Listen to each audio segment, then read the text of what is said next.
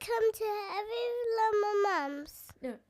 Entry Mums. Entry level Mums. Say it loud. Entry level mums. Say welcome to Every Llama Mums. No, I love it. We're keeping it in.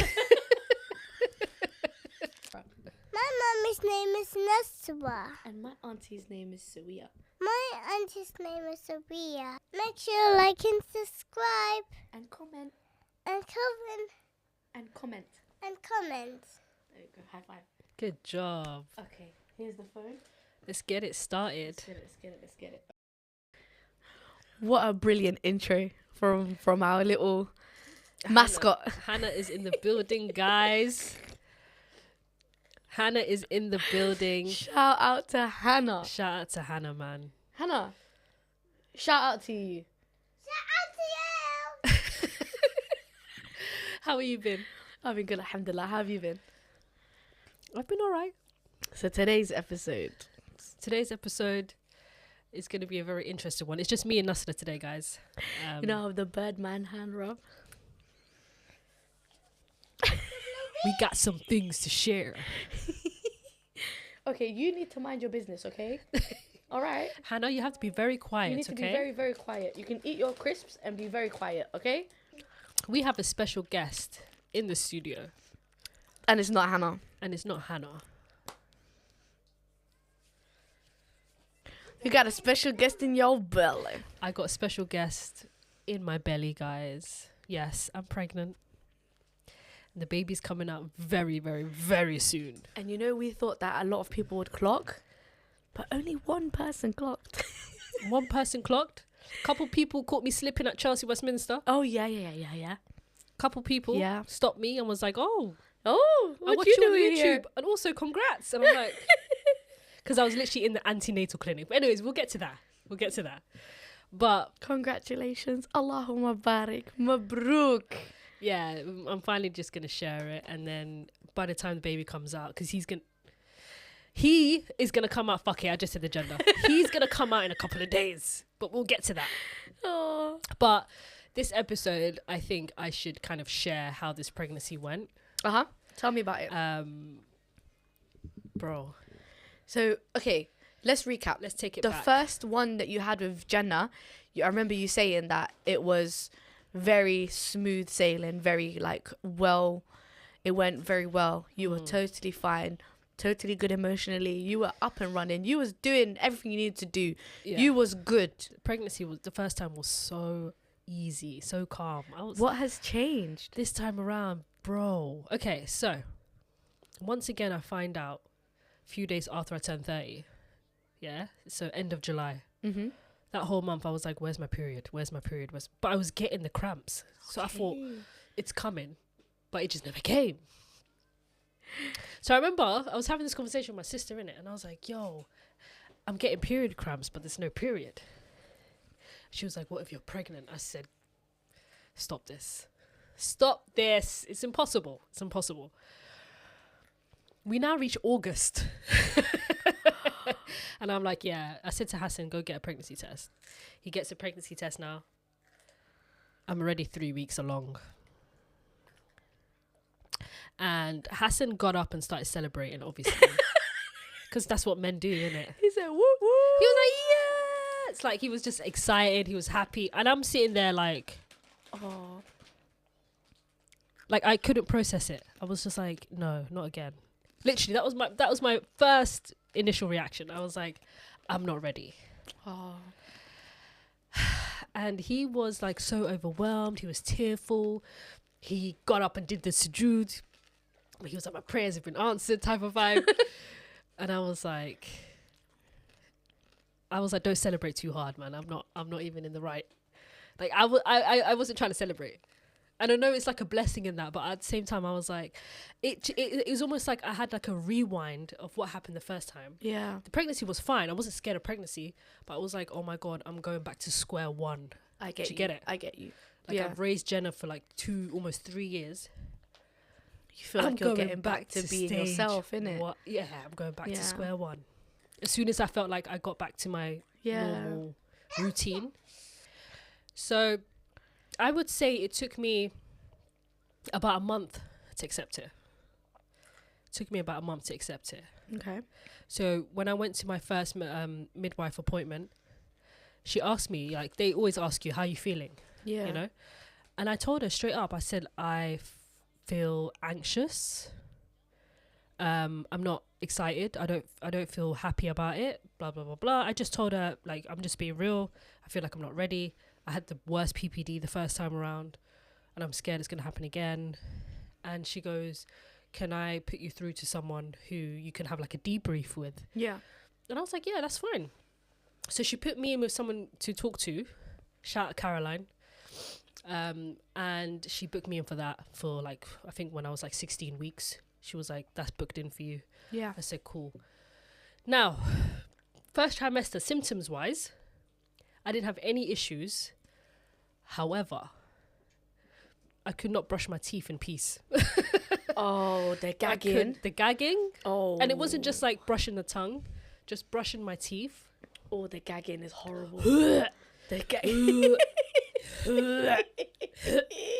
As soon as the toothbrush just goes into my mouth, I'm like, ugh. Oh no. And I'm like, how am I not supposed to brush my teeth? Like, I have to brush my teeth. You do, yeah. But it was, it spun me. It absolutely spun me. And that symptom, I would say the gagging, when I'm brushing my teeth, I think that lasted for like the first trimester, like the first 3 months. Could not brush my teeth in peace. Hated every moment. Other than that, I didn't have any other symptoms. Oh my God, this you, bruv. Why did I bring her? Why did I actually bring her? Brother, why did I bring you, bruv? Where's your ayeyo? This you. Sorry, Sawiya. No. This is the reality, guys. This Oh is my day, I can't concentrate. This is the reality. Oh. This is literally the reality of motherhood. It's okay.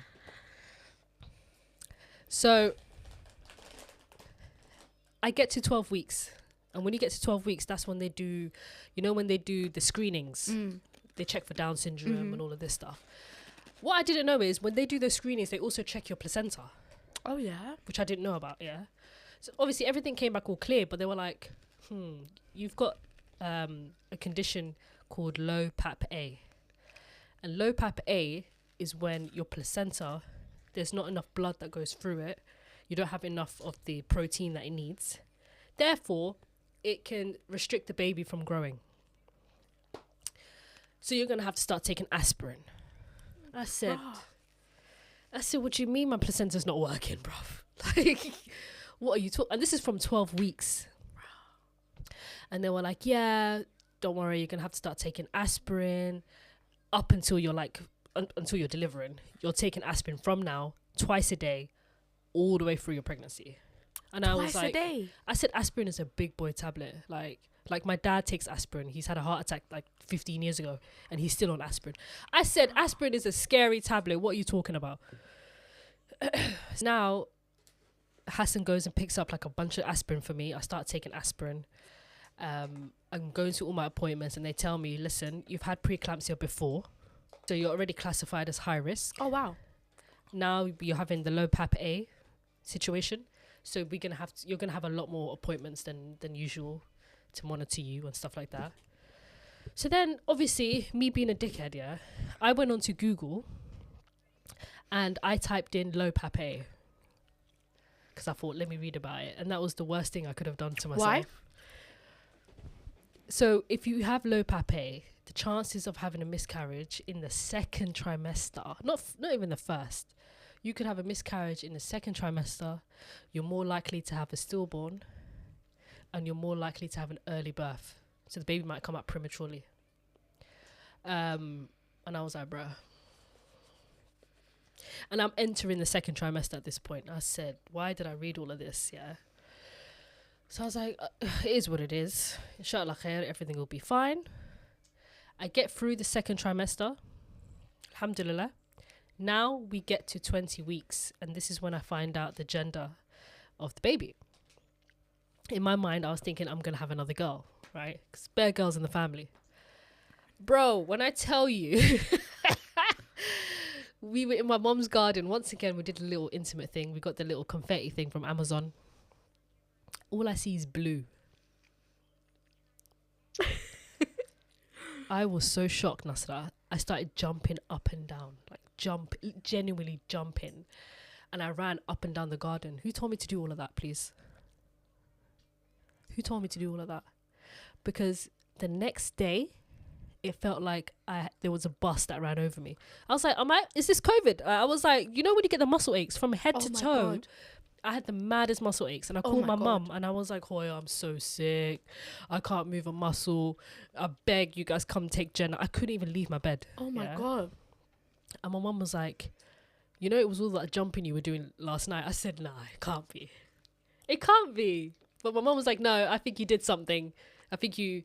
She was like, it's a very sensitive, like, you got a whole baby in there, and you were jumping up and down. Maybe you hit a nerve or something. And I was like, yikes. Bro, I was out for like a week. No. I swear to God. Don't be jumping around when you're pregnant, because that knocked me out. That knocked me out completely. I thought I had COVID. Anyways, we get past that. I reach 28 weeks, and this is when things got a bit mad. Yeah. I reached 28 weeks, and I go to my normal midwife appointment. And she asked me, just on a random one, have you felt the baby move today? And I was like, no, I haven't, you know. I was like, I haven't felt the baby move. And she was like, oh, okay, that's fine. We'll just, she was like, I'll send you upstairs so that they could just quickly monitor the baby. Like, I'll send you up to like triage or whatever. And I was like, okay, I thought it was going to take me like 10 minutes. Yeah, I was like, yeah, that's fine. I said, I just don't remember feeling him move. But I was like, he normally moves at night. So I didn't think it was a big deal, right? Yeah. She sends me somewhere upstairs. Hassan was with me. That was around 4 p.m. Tell me why we were in the waiting room for 3 hours. Before even being seen, we were in the waiting room for 3 hours, right? And it was packed. Yeah. It must have been silent in the air. So we sit in there, and then finally this nurse comes and sees us, and she's like, oh my God, I just want to profusely apologize. We completely forgot to put your name on the board. Like, she basically said, we forgot about you. That's why you were waiting for 3 hours. Are you joking? I said, okay, bet. So okay, yeah, are cool. you not one of those people that goes to checks every half an hour? No. Oh, I'm one of those people. No. You think I'm going to sit there for 3 hours? No. Without checking at least 6 times? Because the room was so packed. Oh, no, I don't care how I packed would the have room been is. like, well, you need all to, these people are wallahi. ahead of me. I don't know. May. You know what you do? You go up there and be like, so what number am I in the queue? After about half an hour. Yeah. I don't know why I didn't put 2 and 2 together. Wallahi. Because this is about reduced movements, bro. Oh, yeah. Do you get what I'm saying? Yeah. So I didn't put 2 and 2 together that this is actually important. Like, It is low very key, important. I should be prioritized. Do you know how many times I went in when I was pregnant with Hana? Do you know how many times I went in for reduced movement? And that's why I couldn't give birth in the birth center, because they were like, you've been in triage too many times in the last like couple of weeks. I went in there like 4 times for reduced movement. Because there was one day where, wallahi, no matter what I did a burp. You did a burp. Bless you. There was It's one okay. time, there was one time where I didn't feel her all day.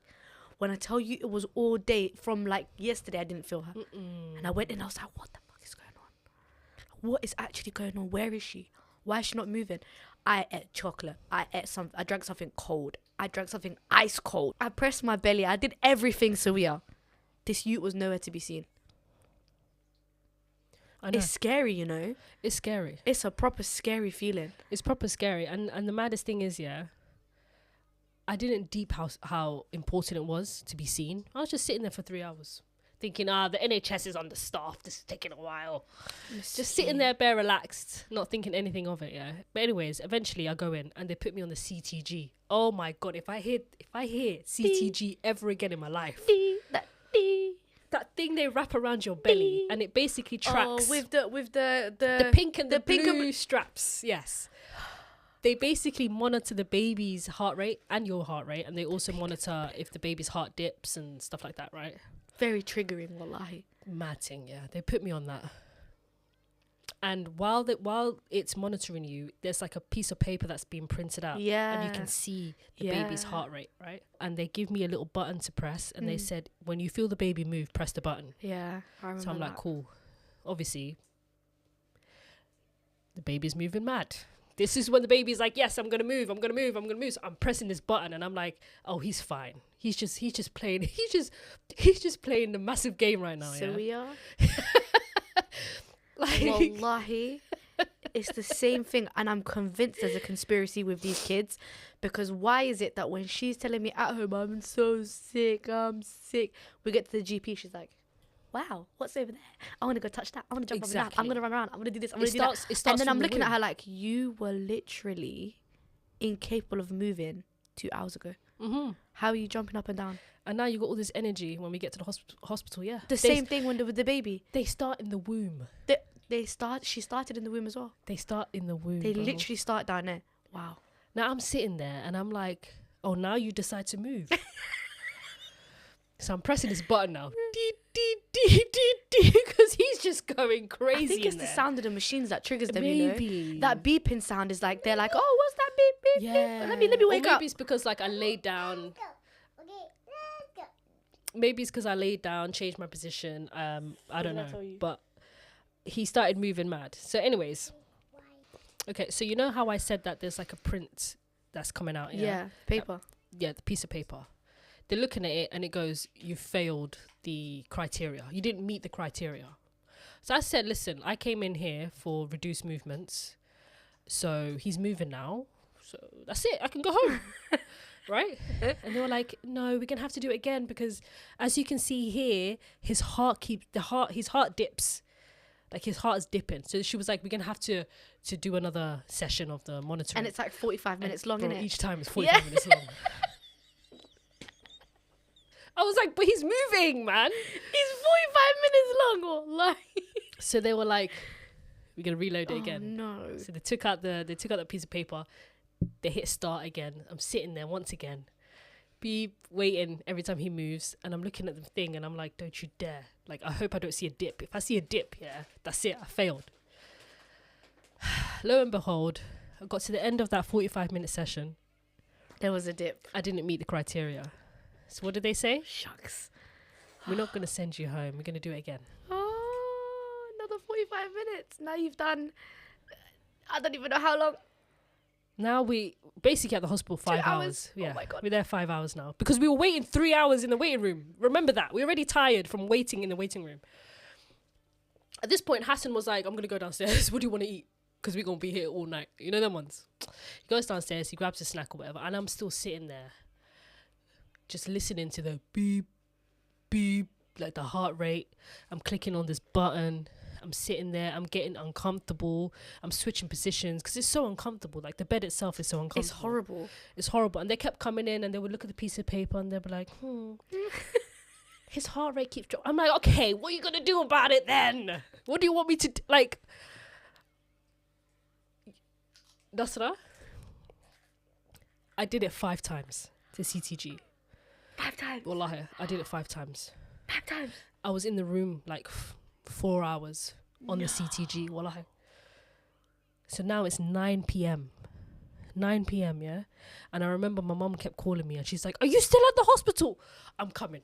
Something's going on, Sawiya. Something's going on. I was like, Hoya, I promise you, it's just this dumb machine. Yeah, it's this machine. They didn't get you a different machine? No. But here's what pissed me off. I feel like no one wants to work anymore. Because these dumb midwives, they're not dumb. They're not dumb. But I had 4 or 5 different midwives come in and they look at the machine and they're like, the machine says no. It's giving Little Britain. Computer says. The computer says no, No. therefore we have to do it again. Computer And I'm says like, no. do you guys not have a different solution? Why do you keep relying on this machine? Do you get what I'm saying? Damn. Like, I'm telling you, the baby's moving. You're looking at one little heart rate that dips, yeah? And you're making me sit here for like another hour again, just for you to say the same thing. If it was 20 minutes, yeah, if it was like a 20-minute quick thing, like, you know, boom, bang, and then you're out. Then all right, cool. Like I get it. Do it 5 times, innit? 45 minutes. That's basically an hour. Exactly. You just sat there for a whole hour. Exactly. And it's so like, mind numbing to hear that beeping sound constantly for an hour and a, bro. Yeah. 10 minutes of that beeping sound, I'm triggered. Exactly. 10 minutes of it. So they were like, listen, we're gonna get a doctor to come in and speak to you, right? A doctor comes in now. She comes in and she speaks to me and she's like, from what I can see, Yeah. everything seems fine. I said, oh, good. But she was like, but the computer. I said, literally, the computer says no. I literally said to her, so you're telling me it's not that deep? Like, it's actually fine. He's moving. He's got like 1 or 2 heart dips, yeah. But she was like, that's normal sometimes, especially when they're moving. Their heart rate can drop a little bit. But she was like, it doesn't seem concerning from what I can see. But because you're not meeting the criteria on this machine, we're going to have to admit you in. Oh my goodness. So I got admitted in. That's the night you spent in hospital, innit? That's the night I spent in the hospital. That was sometime in January. Oh, I was so jarred. Because they were like, we're going to put you on the CTG machine again in 6 hours. So that's like, what? 1, 2 o'clock in the morning, 2, 3 o'clock in the morning. So anyways, now, my mum and my sister obviously come with a bag with all my stuff. They bring me like pajamas, my toothbrush and whatnot. They bring me all my stuff. I stay in the hospital. Hassan gets kicked out. And I'm like to myself, let me just go to sleep straight away because, first of all, I hate staying in hospitals. It's so depressing. I hate it. It's really depressing. And secondly, I knew that these lot are going to wake me up in a couple of hours to do the CTG again. I fell asleep. They wake me up 3 o'clock in the morning. And they're like, it's time to monitor the baby again. So 3 o'clock in the morning, I'm sitting there, pressing that button. And what happens? I failed to meet the criteria. 3 o'clock in the morning. When I tell you, I was so tired of it. Like, I remember I had a Somali midwife come in. Cool girl and that. And I kept telling her, I was like, yo, I'm not going to lie. Like, this machine is pissing me off. Like, I was like, can I just go back to sleep? And she was like, I'm sorry. Like, I wish I could just take it off you. But she was like, you're going to have to stay on this machine until you pass the criteria. You know them ones? So I'm on the machine again for another 45 minutes. I'm talking 3, 4 in the morning, yeah, in the hospital. I'm on this machine. I keep failing the criteria. And I just want to, you know when you just want to grab the machine and just dash it across the room? Like, the baby's fine. There's barely any heart dips. Why am I not meeting the criteria? Like, I was just like, what is going on? And why are they also taking it so seriously as well? Like, if you can read it yourself as a doctor and you're saying everything looks fine, I don't understand why you're keeping me on this monitor. Do you know what I mean? At 3 o'clock in the morning when 3 you could be o'clock in the sleeping. morning, bruv. Anyways, now, they finally take me off and they were like, we're going to do it again around 8 a.m., 9 a.m. I said, whatever. I'll go back to sleep. They wake me up again around 8 o'clock. I go back on the CTG and I'm failing left, right and centre. Left, right and centre. I keep failing the CTG. And at this point, I was so, like, defeated. I was so defeated. One doctor keeps coming in talking about, well, they're looking at the printout and they're like, to be fair, everything looks fine. And I'm like, trust your gut then. You're a whole doctor. You studied 15 years. Trust your gut. Send me home. I'll be fine. Who said trust your gut? Start using your brain. Turn it on. You know, trusting your gut, that's what gets you sued in the NHS, bro. Why are you relying on a fucking robot? Why are you relying on AI? That's what gets them sued, bro. He has to rely on the machine. How are you relying on the machine, though? Did you not study yourself? To save his ass, innit? Yeah. How did people do it before all these machines? Do you get what I'm saying? This is what I'm wondering. Before the hospitals, before all of that, people was just raggo giving birth, bro. People giving birth under the tree, like, literally in houses, like under the tree, in a bush. Like, people were just giving birth. Like, why is it so complicated now? Exactly. And now you're, as a doctor, as a big doctor, you're telling me everything looks fine from what I can see. But because the computer says no, we're going to waste your time today. I came in for reduced movements. He started moving again. What is the problem? I will come back when it's reduced again. Do you get it? I will come back. God forbid. God forbid, but I will come back if there's any issues. Just send me home. Just send you home, man. You know you can just leave, right? I said to them, I'm leaving. You can discharge. You can self-discharge. Yeah. I did. I said, I'm going. As soon as the doctor said everything looks fine, but I said, oh, yeah, I'm going. That's wild. I'm going. I've already been here for That over is 24 wild. hours. I failed that machine as well, but I failed it in labour. Yeah. I failed it in labour, and that's why they kept pressuring me to put the thing inside her on her head. Oh, yeah. The little clip thing you were Yeah, talking because I about. kept failing the machine. The machine was going and going, and then they were saying, she's distressed. She hasn't even moved inside me. She's chilling. Yeah. How is she distressed? Yeah. You're telling me she's distressed. She seems fine inside me. Exactly. I can feel her. She feels calm. You want to taste my drink? Sweets. They discharged me now. Pardon me. But they said you're going to have to come in tomorrow. Damn. Okay, we'll discharge you, but you're going to come back. And you're going to be on CTG machine again. Did you go back? Yeah, I went back. Oh, I went back. you have to. Because they drill it in your head that there's something wrong with your pregnancy. I already knew my placenta wasn't working that well. Like, I already knew I was on aspirin. So I was like, maybe, what if there is something wrong with the baby, innit? Just go back in. I went back in. You'd rather be safe than sorry, I'd innit? rather be safe than sorry. Yeah. I went back in at 12 o'clock the next day. I'm sitting on this machine for 2 hours, failing left, right, and centre. They sent me home. They said, come back again. I come back again.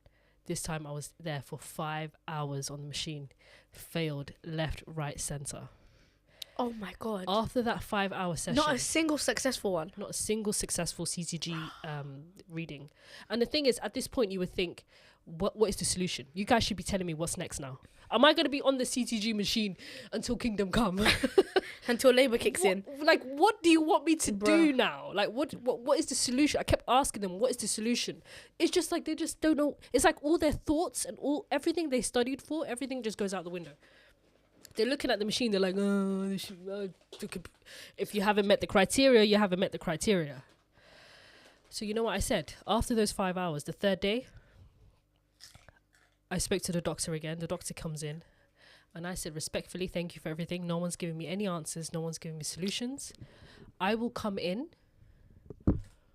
if there are any future problems. Yeah. That's it. I said no more CTG scans. I've come in 3 days in a row and I've been on this machine for hours and you guys are still saying the same thing. I'm going home. I'm going home, period. And they were like, okay, fair enough. Totally up to you. If you feel any reduced movements, then obviously come back. This you is jarring me, bro. It's all right. It's okay. She's a toddler, man. What do you expect? Brother, she's chewing so loud next to me. But you won't hear it. No, but I can hear it and it's distracting me. Yeah, I know. Look at the way she's looking at you.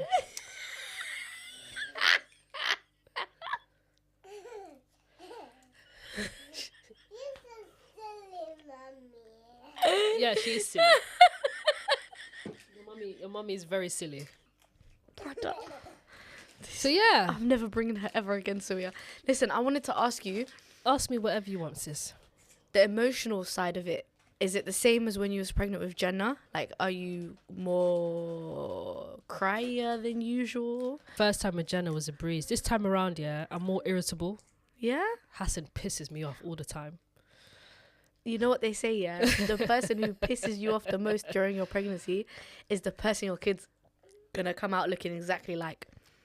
And I've seen it happen. My auntie, Really? she could not stand my cousin during pregnancy. And the kid came out looking exactly like my cousin. It's so weird. And that's when she said to me, it's because I couldn't stand her when I was pregnant. Mm-hmm. She goes, I couldn't, she goes, she'll walk into a room and I just get pissed off. She goes, Yeah. she doesn't even have to speak. She just walks into the room and my auntie's fuming, fuming. She's like, why is she here? Yeah, I was a bit more irritable towards him. Also, bro, the bump, I don't know if it's a boy thing, or I don't know if it's a second pregnancy thing, but by 16 weeks, I popped out. I remember. by 16 weeks, yeah. And it's not that noticeable, but because I was wearing like a high-waisted skirt, it was noticeable. Do you get it? But bro, the bump came quicker. It's heavier. Yeah. And it's much more painful. Like, as in, like, just walking is tiring. Sleeping is the worst. Like, the discomfort when I'm sleeping. I get like pelvic, what's it called? Girdle pain? Like, Is you it know, the pelvic sharp- flooring. The pop, pop, pop, pop feeling. Nah, it's not pop feeling. It's like the pelvic floor. It's that pressure on the pelvic floor area, and I feel it when I'm sleeping. You know what I used to get? Horrible. It's called lightning crotch. Bruh. It's the one where it Is it feels the like one where it's a like the mindy. period ones? No, it's like a but you know when you get them sometimes in your butt when you're up pregnant. your bum. Yeah, the butt ones. This one Yeah. is inside your actual front. It felt like someone had a knife and was doing this up there. That's what it felt like. It was sharp and it was, you know, like I could just be sitting here talking to you and I'd be like it would be completely random. Throughout the whole pregnancy or Random. just the third trimester? I think it was like the second and third trimester. My goodness. I would be at work and I'd be like, everyone would be looking at me like, you're right. And I'd be like, oh. It takes you like 5 minutes to recover from it. You're like, you're still like in pain. You're like, is it going to come again? You're like now anxious. It's so Oh my painful. god! I remember the ones up the bum during my periods. The Man. butt ones are horrible. Those I ones still are get those, you know. Like, I still get those. bruh. Wallahi. I think And I got it one time during this pregnancy. Oh, Up the bum. I was like, what the hell, man? the butt ones are horrible. It's giving me PTSD. But Wallahi, the cramps. It's so weird how it feels so sharp, but it's just your muscles contracting. honestly, it's like the sharpest pain. And it always happens at the weirdest times. It's always when I'm driving or like when I'm doing something important. I'm like, you know them ones, and I can't do much because I'm driving. Do you know what I mean? It does. It happens in my meetings as well. Like when I'm in a meeting and I Yeah, need or to like be in a serious, meeting, yeah. or in a Zoom call and I've got training or something, and I'm just sitting there, and then it's like, Yeah. had to turn that camera off quick. Technical problems. Yeah, bro. But listen, yeah. Where are we now? 28 weeks, innit? Wow. 37 weeks. Now I'm 37, but story-wise. Yeah, 28 Yeah, weeks. I was at 28 weeks. Anyways, I had the whole reduced movement situation, whatever. Alhamdulillah, I never went back after that Alhamdulillah. about reduced movements. I was all good. Now we're creeping into 30 weeks. And by 30 weeks, this is when they start talking to you about how you want to deliver, right? Now, I saw a consultant when I was around 30 weeks, and I told them from the get-go, by the way, I said, listen, I'm trying to go for a VBAC. Yeah. I had the worst recovery with the C-section the first time around. I want a VBAC. Yeah. I said it from the get-go. By 30 weeks, the lady was like, No. it's looking unlikely for you. And I said, why? She goes to me, we're either going to induce you at 37 weeks. Are you allowed to refuse an induction? Yeah. So she said, we can either induce you with the likelihood that you're going to end up with a C-section. So she was like, even if we induce you, You're just going to be going through unnecessary pain, you're basically. going to be going through a bunch of labor, but there is a chance, No, there's a change high the chance. chance you're going to end up with an emergency C-section. So I was like, bruh, what's the second option? And she goes, second option is planned cesarean, where it's a lot more relaxed. You just come in, we take the baby out, and you'll be on your way. So I was like, you know what, I'll have a think about it. Yeah. I'll have a think about it. Have you spoken to people who've had planned C-sections? Yeah. Now here's where a dear friend of mine comes in. Mhm. I'm not going to tell you her name, but she had a baby about 3 weeks ago now. Yeah. She had a really smooth pregnancy, alhamdulillah. Like it was her first pregnancy. When I tell you, she was on her shit. She was going for a 5-mile walk every day. She was doing Wow. yoga. She was doing perineal Beautiful. massage. She was Wow. she changed the way she ate, her lifestyle. She made sure she did like beautiful. 10K steps a day. You know them ones, yeah? And I was like, inshallah, that baby's going to come flying out of you. Your labor's going to be, you're not even going to tear, right? She gets to the end of her pregnancy and they were like, yo, it's a big baby. Like we're talking like 4 kg. Yeah. 4 kgs. Yeah. 4. Almost 4 kg, yeah. 4 kg, yeah. That shit'll rip you apart. Yeah, and that's what they said. They said respectfully, you're gonna tear yourself a new hole. Yeah? And obviously, because it's her first time, she was like, no. She said, plan cesarean. Right now, I'm not pushing this baby out. Shit. She had a planned cesarean. Bam, it was a big baby. Mashallah. Tabarakallah, it was a healthy baby girl, mashallah. Wow, about yeah? it. 4 kgs? Yeah. Mad. I said you had a healthy placenta. Beautiful. You did well. I said you did well because that's a good ass healthy baby. Yeah? 10k steps every day. 10k steps every day. She's on job. She was like drinking. She was eating dates every day. Like towards the end of the. Oh, I did that. I did that for like from 28 weeks. No, from 26 weeks actually. From was it 26 or 28? I can't remember. But it was before 30 weeks. It was 26 or 28. And I had a smoothie every day with 10 dates in it and a Weetabix. And I blended it and milk every day. And I drank that. And it helped. You know what I think it really like impacted me on? I think when I was pushing her, I think it really helped through the canal. I think the dates, I don't know what they did, but I think they softened labor. Yeah, they softened the placenta so much like that when she was coming out, like it was quick, you know, like it was a fast process. And genuinely, I love dates. So for me, it wasn't a problem. I was blending it. It was a bit too sweet at first because I was mixing it with other stuff.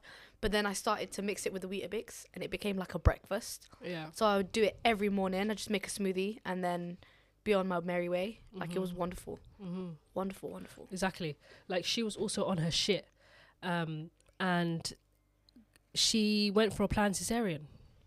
And I remember she was talking to me about it and she was like, how's the recovery like? And I said, listen, like everyone recovers differently. But I said, but you have to think about how I had the C-section. It was an emergency situation. I said, I don't know how it's going to be like for you because of the planned C-section. But I was just like, it's going to be tough. That's all I can say. I think it's easier to prepare for something when you know what you've got ahead of you. Yeah. Whereas if you thought that you were going to push this child out and then all of a sudden you've been told that you cannot and that you now have to have a C-section, it's hard to wrap your mind around it so quickly. But she's had time to mentally prepare, you know, like do all her research on C-sections, understand like what to do and what not to do. But she's never had a C-section. Yeah, but you can do research on it if you know that's what you're having, right? Yeah, but until you experience it, like I didn't have you don't any know how research. it's like to recover from a C-section. No, I know, but I never did any research towards C-sections because I was so hell-bent on having her naturally. But imagine if in that situation I was told that you're going to have an emergency C-section. I would have been... That's what happened to me, the first time around. Do you know what I mean? I did not think I'd end up in a C-section. Do you know what I'm saying? And you didn't do any research on it. Exactly. So honestly, like, I feel like if you're pregnant, I think you should look at the different options. Look at how it's like recovering from a C-section and a vaginal birth because it's unpredictable. You don't know which way it's going to turn. You don't know if you're going to end up in a theatre, like on an emergency situation. So I would say make sure you know what happens during the whole C-section situation. But anyways, she ended up having a planned cesarean and boy, she was like, if I could do this again, I would do it every week. I said, do what? She was like, the C-section. It's a breeze. I said, breeze where?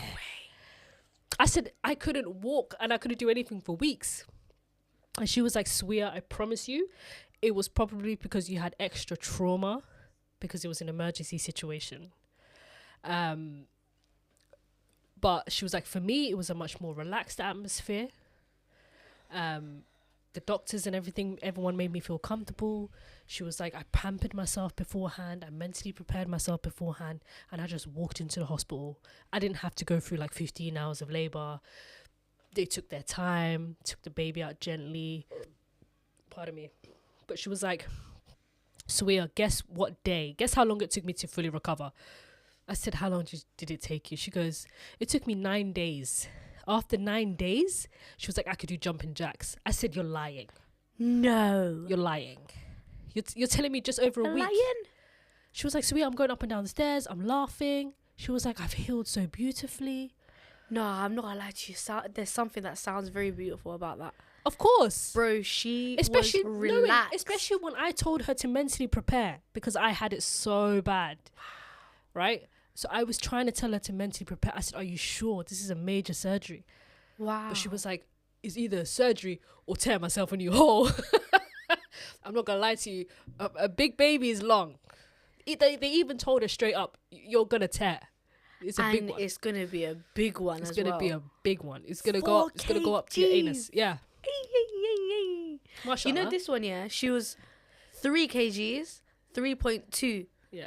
Brother, she tore me several new holes, bruv. Bro. Brother, Was it bad? 4 kgs, bruv. Yeah, imagine 4 kg.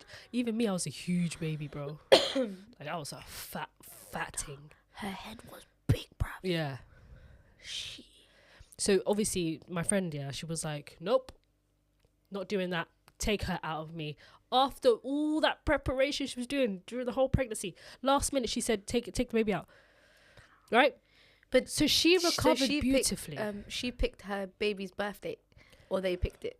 No, they assigned it. They assigned it. They assigned it, yeah. And it sounds like she could really go and have a proper good night's sleep. And she said she pampered herself. Bro, get a mani, get a pedi, beforehand. get a wax. You don't even need a wax. What do you need a wax for? No one's looking there. You're not even gonna sweat. You're not even gonna sweat. You're not even gonna sweat one bit. Wow. You just go in and they'll take the baby out. She made it sound such a good like start to motherhood. Wallahi. Right. So she goes, I couldn't have asked for a better experience. It was a very positive experience. She healed within 9 days. I was like, damn. Like that's when I really deep that not everyone has the same experiences, right? And I also noticed the difference between those who recover from an emergency C-section and those who recover from a planned cesarean, yeah? Because it's rushed, isn't it? Like, bro, they're it's really rushed. They're brutally, like, ripping you open, bro. They are ripping you open and there's, like, different hands in you. I was watching a video about a C-section and do you know what they do to the bladder? What do they do to the bladder? They get like a wrench. Like a wrench? They get, they don't actually use it, but they use, like, a huge, like, metal kind of equipment that goes like this, yeah? And they are holding down the bladder like this. They're putting pressure down on the bladder so that they can move everything else and get to the baby. So you are putting pressure and applying pressure on the bladder like this. Because the bladder keeps popping out. So they have to hold the bladder down. Imagine the trauma, the pain. No wonder I couldn't pee for ages. So when it's an emergency situation, can you imagine how quickly and how hard they're doing all of this stuff compared to a relaxed cesarean where they can take their time? Oh, yeah. That is just deep. Right? Anyways, alhamdulillah, my friend was able to recover and I was having to think about it and I was going back and forth and I thought to myself, I'm not going to have an induction. I already made my mind up on that because it's unnatural. It's going to force myself into labour. And clearly the way things are going with my placenta and the fact that he's already had heart dips and all of this stuff, it's going to distress the baby and they're going to send me to the theatre. They're going to do it anyway. Why am I going to go through all those contractions? I'm so sorry. Sawiya, like, you know, if induction was, I think, genuinely worse than the pregnancy. Like, the pregnancy was hard. The induction was the worst thing I've ever decided to agree to do. Ever, ever, ever, ever. And before I did it, when people were telling me, don't do it, I was like, oh, man, shut up, man. Like, I have to do it. Like, they're telling me I have to do it. I will never do it ever again. Like, I do not care. I will never take an induction ever again. I'll never agree to it. I'll never accept it. The contractions are a lot more painful as well when you get induced. Furthermore, the contractions, you feel the very first one. Yeah. I'm hearing that people who go into natural labour, their contractions feel like period pains. It's a for like a couple of days. Yeah, it's a very gradual, very like a nonchalant build up. Manageable. But you feel the induction cramps and the contractions and the pains from the very first one, and they're strong. It's 0 to 100 with induction. Strong. And because it's not a natural process, it's going to distress the baby, it's going to distress you. It's horrible. It's a recipe for disaster. And I feel like it was definitely the induction that caused Jenna to for her heart rate to drop and all of that stuff. And money making scheme, I'm telling you, because they get money for every cesarean that they perform. Yeah, they get money for it. They do. So I had a Where couple are of you weeks at, to Sawiya? Hmm? Where are you at? Like, mentally. yeah. Why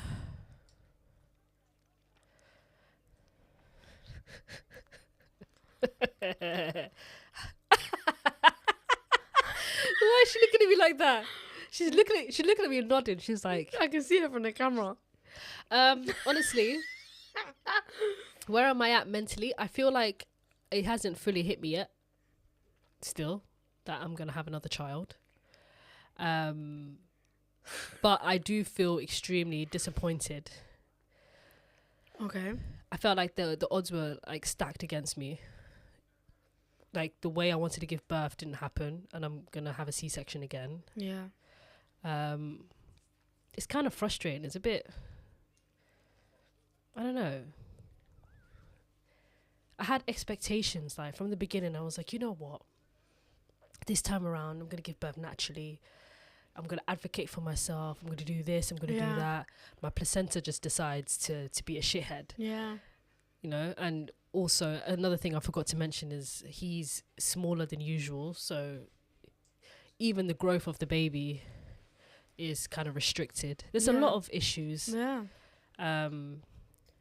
So yeah, it's a bit disappointing, I can't lie. Like this pregnancy was a bit disappointing. There was a lot of things that were going on and stuff like that. However, when it comes to postpartum, I think I'm mentally prepared for that. 100%. Depression will not touch me, God willing. Inshallah. Depression will not touch me this Also, time. I think this time is very different because you have that support network, like not just your family but also your friends. Yeah. And you know that we have a safe space, like whatever you're feeling, you can come and speak to us about it. And also, you can go into it now, just like your friend, having been rested. Like you can go into it ready to be a new mum, prepared, you know? Mm-hmm. I know it's going to be a bit of a shock to your breastfeeding. However, this time, Sawiya, it's going to be different. Like 100% with postpartum. Inshallah, it won't touch you this time. Yeah, it's going to be like We'll muscle be memory. there. Yeah, muscle memory. Yeah. We're just going to get things done. Bish, bash, bosh. That's it. And I'm also very, very, very, very, very lucky that Hassan has 2 months off. Alhamdulillah. So he's got the whole of Ramadan off and then an extra couple weeks. That's beautiful. So him and Jenna like could this, do their own thing. like this. I said, you do me a and Jenna, favour. You know that Spider-Man meme? Like this, and then the other Spider-Man's like this? Two Spider-Mans like this. I said, you and Jenna are going to be like this. Have fun. That's your daughter. I'll focus on the newborn. As long as you take Jenna and do your thing with her, I'm happy to just focus on the newborn. Yeah. Because then I could just sleep when he sleeps. That's I'm true. tired. But to have to handle Jenna and are you mad? Pick a child, any child. But each of us, one child each. Until further notice. But yeah, I decided to go ahead with the planned cesarean because I thought about it and I was like, why am I going to go through induction when the odds are already stacked against me and I already have a dysfunctional placenta and I'm already on aspirin. I'm not doing all of that. So I decided to have a planned cesarean and they gave me a week to prepare. So I'm going to be having a planned cesarean on the 3rd day of Ramadan. Inshallah. And he's gonna be born in Ramadan. and he's gonna be born in Ramadan. Oh, that's so beautiful. If you call him Ramadan, we're gonna fight. I won't. Okay, good. My mum wanted to call my brother Ramadan 19 years ago. Don't call people And even Ramadan. back then we were like, nah. Yo, Ramsey. Ramsey, nah. My mum was actually tempted to name my brother Ramadan. Nah, well, I said, I don't "Hoy, know. I beg. There's some names that I'm like, allow it. Just allow it. Just allow it, man. It's like calling your kid Umrah. Why would you call your kid Umrah, man? Don't do it. How are you just robbing me for my candy kitten? Umrah is killing me. You know that one? Name your kid Mecca, bro. Why would you do that? Don't do that. But yeah, man. Baby number 2 and that, guys. I'm actually so surprised no one clocked. Like, only one person clocked. Maybe people clocked, but they just didn't comment. Okay, And I'm glad you didn't. If you were polite enough to clock and not say anything, thank you very much. Thank you very much. It's people like you that we love. Because I seen 2 women over the last 9 months in the antenatal clinic. I'm holding the pregnancy folder. They can see my bum. And they're like, are you on YouTube? And I'm like, yeah. And they're like, oh my God, we love your podcast. This, that, the other. Good luck with your second, by the way. I'm like, I'm probably thinking, she hasn't mentioned it on the podcast. yeah, but I think they know what the deal is. But that's crazy, man, guys. Like, I'm having a second baby. He's a boy.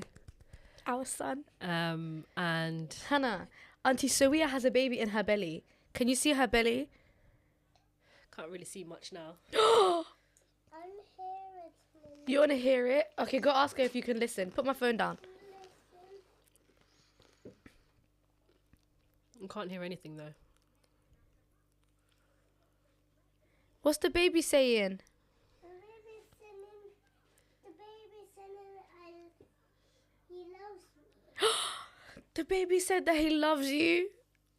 That's so cute. That's so cute. That's it, man. Anyways, do you have any more questions? 'Cause we've got a few minutes left.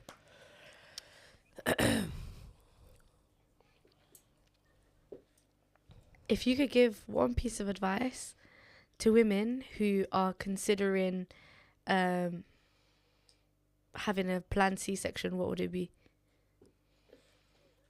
Other than do your research. I don't know. I feel like I can answer that after. Okay. Because when we come back and when we talk about the recovery, I'm going to talk about how the planned cesarean went. Yeah. Because Nasra, I don't think you understand. I have such a good feeling about it. Alhamdulillah. Well, I have such a good feeling about it. I never thought I would willingly choose to have a C-section after what happened the first time.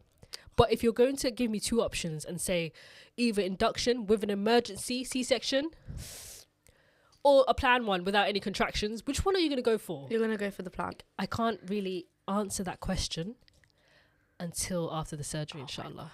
So I'm so excited. Can I just say?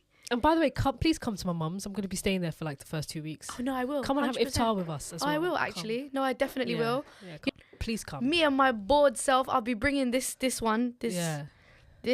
What can I describe her that is not very rude, but also very rude? You need to move out the way. Hannah, go This sit little with your- T word, yeah. This little T word. I'm gonna bring her. She's gonna come and terrorize your yard. Come through. Come meet the baby. Oh, Have Hannah. iftar with us. Are we gonna go meet Auntie Sawiya's baby in her belly? Yeah. Yeah? Yeah. He's coming soon. What's his name? His name is Hana. Hannah. We had this conversation. You can't name boys Hannah. Hannah is a girl's name.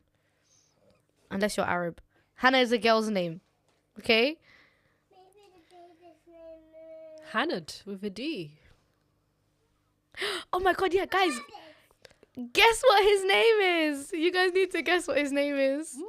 Let's do a should we do a giveaway? If someone gets it right. Yeah. We will give you Whoever gets it right, you may or may not get a gift. That's not very I don't wanna get these people's hopes too high. No, we can give them a gift. Okay. If you guess the baby's name correctly,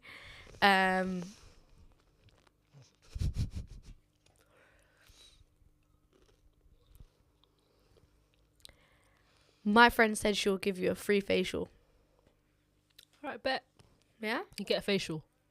You have to be living in London though. Makes Yeah, life easy. microneedling. It's in Croydon. Respectfully, if you live in London, feel free to guess the name.